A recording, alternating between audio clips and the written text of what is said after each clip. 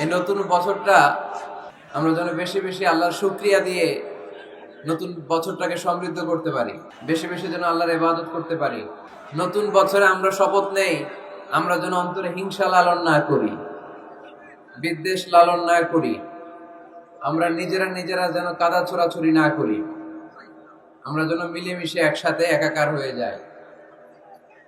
আল্লাহ তুমি কবুল করো, আমরা পড়ি আমিন। 60টা জিনিস মানুষ মরে যাওয়ার পরে তার কবরে পৌঁছতে থাকে। ইন্না মিম্মা ইয়ালহাকুল মুমিন মিন হাসানাতিহি বা'দা মাউতিহি, মানুষ মরে যাওয়ার পরেও যে 60টা জিনিস তার কবরে পৌঁছায় তার মধ্যে একটা হচ্ছে মসজিদান বানাহু, সে যে মসজিদ বানিয়ে গিয়েছে ওই মসজিদের সওয়াব। সুবহানাল্লাহ পড়ে।